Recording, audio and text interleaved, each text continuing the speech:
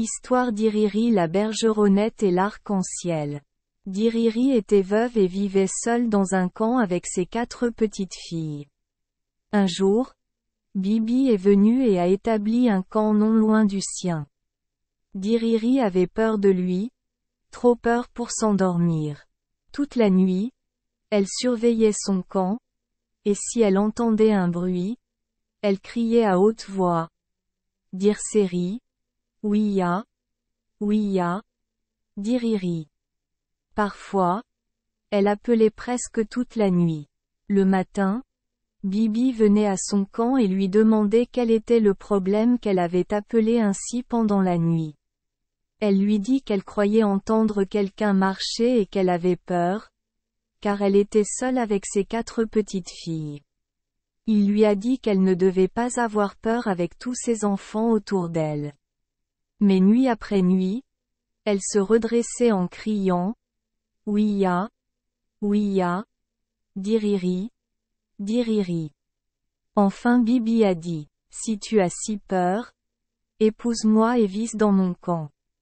Je prendrai soin de toi. » Mais D'Iriri a dit qu'elle ne voulait pas se marier. Ainsi, nuit après nuit, on pouvait entendre son cri plaintif « Ouia, Ouia, D'Iriri, D'Iriri ». Et Bibi la pressait encore et encore de partager son camp et de l'épouser. Mais elle a toujours refusé. Plus elle refusait, plus il souhaitait l'épouser. Et il se demandait comment il pourrait la faire changer d'avis. Enfin, il pensa à un plan pour la surprendre et lui faire donner son consentement. Il se mit au travail et fit une belle arche multicolore, qu'il appela Elouire lorsqu'elle fut construite, et il la plaça à travers le ciel, s'étendant d'un côté à l'autre de la terre. Lorsque l'arc-en-ciel fut fermement placé dans le ciel et apparaissant dans tout son éclat, ses multiples couleurs, comme une route allant de la terre aux étoiles, Bibi entra dans son camp pour attendre. Lorsque D'Iriri a levé les yeux vers le ciel et a vu le magnifique arc-en-ciel, elle a pensé que quelque chose de terrible allait se produire. Elle était terriblement effrayée et criait à haute voix, « Ouia, Ouia ».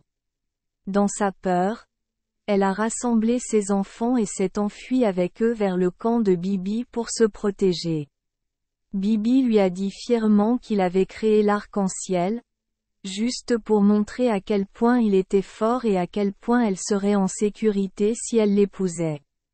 Mais si elle ne le faisait pas, elle verrait quelle chose terrible il ferait survenir sur la terre, non seulement une route inoffensive et belle à travers les cieux, mais des choses qui jailliraient de la terre et la détruiraient.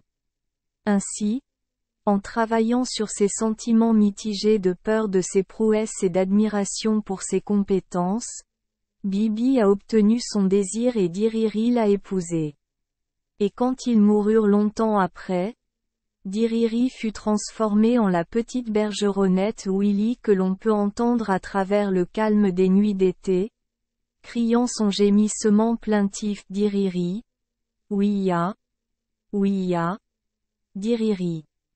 Et Bibi a été transformée en pic, ou oiseau grimpant aux arbres, qui court toujours dans les arbres comme s'il voulait construire d'autres voies d'accès que la célèbre route de son Elouire, dont la construction lui avait valu sa femme. Merci les enfants d'Esperluette Croisillon 39. Avoir écouté des contes de fées au jour Esperluette Croisillon 39. 8. Espérons que les histoires apporteront aux enfants des moments heureux et significatifs.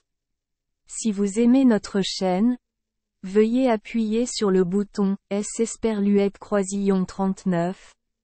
Abonner, pour ne manquer aucune histoire intéressante. Je vous souhaite une bonne nuit de sommeil et de beaux rêves. Rendez-vous dans la prochaine histoire.